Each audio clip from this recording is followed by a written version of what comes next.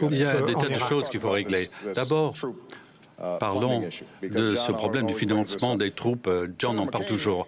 Le sénateur McCain s'était opposé au financement des troupes dans une législation qui avait un calendrier, parce qu'il ne croyait pas à un calendrier. Moi, je me suis opposé au financement d'une mission qui n'avait pas de calendrier, qui a été ouvert, c'était donné un chèque blanc à Bush.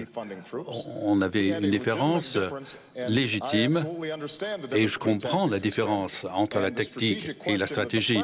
Et le problème stratégique que le président doit se demander, c'est ce n'est pas si on se sert d'une approche particulière dans le pays une fois qu'on a décidé d'y être. Nous avons vu l'Afghanistan qui se dégrade. Nous avons besoin de plus de militaires, plus de ressources en Afghanistan. Le sénateur McCain, en voulant se précipiter vers l'Irak, a dit, voilà, nous avons déjà réussi en Afghanistan. Il n'y a plus de menaces en Afghanistan. À l'époque où Ben Laden était encore là. Et maintenant, ils se sont reconstitués. Le secrétaire de la Défense avoue que c'est le cas. La guerre contre le terrorisme a commencé en Afghanistan. Ça doit se terminer là. Mais on ne peut pas le faire si on ne donne pas l'Irak aux Irakiens.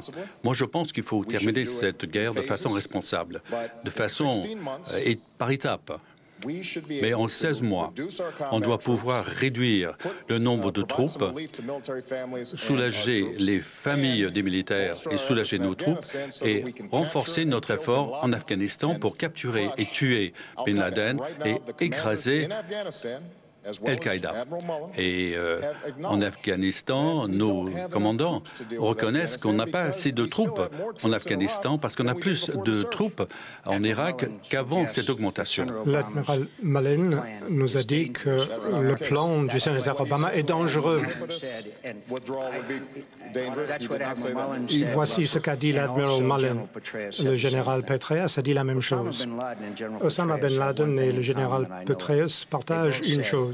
Tous les deux ont dit que l'Irak était le théâtre central de notre bataille. Le général Petraeus a obtenu des réussites, mais ces réussites sont fragiles. Et si nous fixons une date pour notre retrait, et dans le plan du sénateur Obama, on serait parti au printemps dernier, avant de pouvoir réussir. Et je ne sais pas pourquoi le sénateur Obama a été surpris de voir que cette augmentation de notre force militaire a dépassé notre attente. Moi, je n'ai pas été surpris parce que c'est une stratégie qui peut réussir. Mais si nous pouvons obtenir la réussite et la victoire, et si nous adoptons le plan du sénateur Obama, eh bien, la guerre va s'étendre et les choses vont devenir plus compliquées dans toute la région, y compris l'Afghanistan. Bon, l'Afghanistan. Une autre question, donc. Maintenant qu'on a résolu le problème en Irak, on passe à l'Afghanistan. Bon, le sénateur Obama d'abord. On a déjà parlé de cela d'ailleurs. Faut-il envoyer plus de troupes américaines? Combien et quand? Oui, on a besoin de plus de troupes. Ça fait plus d'un an que je le dis.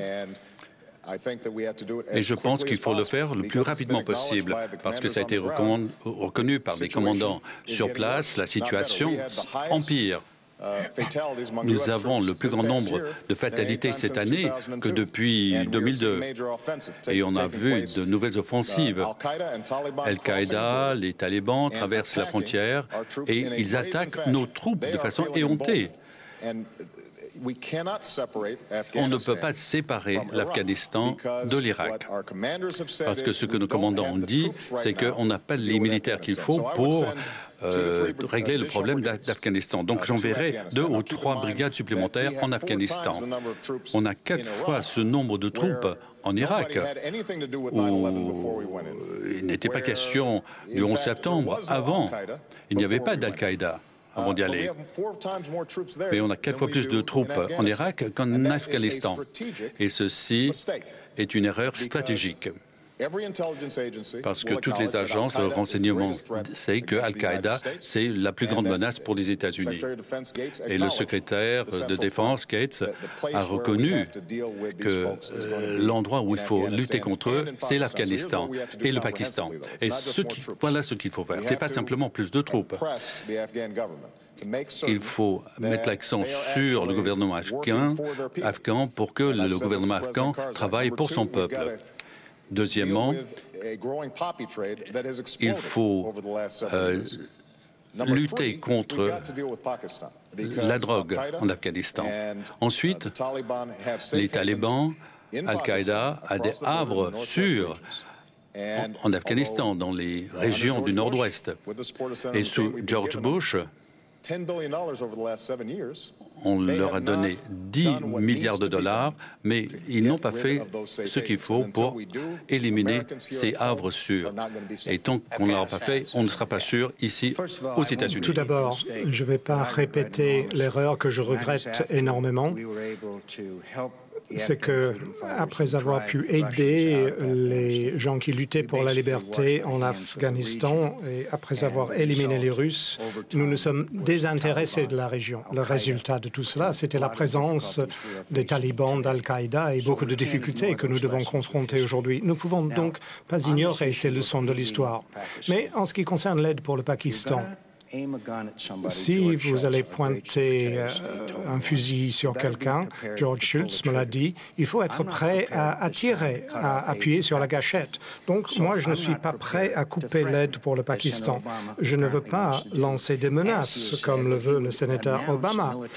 Il a dit qu'il va même annoncer des frappes militaires. Mais non, il faut obtenir le soutien du peuple pakistanais.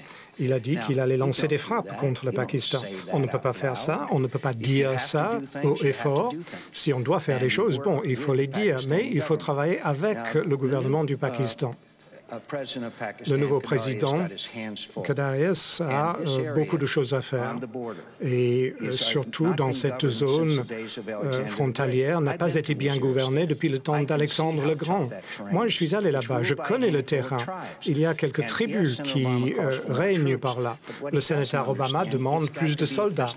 Mais ce qu'il ne comprend pas, c'est qu'il faut appliquer une nouvelle stratégie. Cette stratégie même qu'il a condamnée en Irak. C'est cette stratégie-là qu'il faut employer en Afghanistan. Il faut aider le Pakistan à pénétrer dans ces zones et gagner l'allégeance du peuple. Ce sera difficile. Il y a une sorte de mariage avec Al-Qaïda et les talibans. Ce sera difficile, mais il faut obtenir la coopération des habitants de ces régions. Et c'est les gens du Pakistan qui doivent comprendre que les attentats à Islamabad, à l'hôtel Marriott, étaient un signal des terroristes. Les terroristes ne veulent pas que le gouvernement coopère avec nous pour combattre le Taliban et les éléments djihadistes. Donc, nous avons beaucoup de pain sur la planche en Afghanistan. Mais maintenant, le général Petraeus est là-bas et je suis sûr que nous allons mettre en œuvre une stratégie.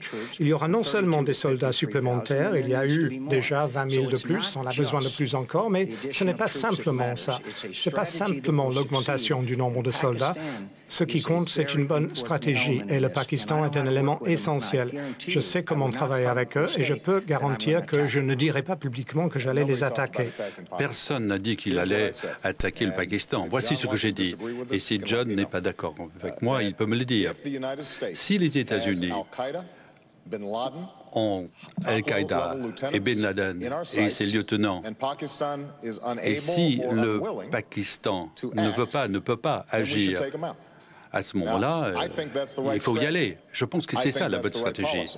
C'est la bonne politique. Et John, bon, vous avez tout à fait raison. Il faut que les présidents soient précautionneux quand ils parlent.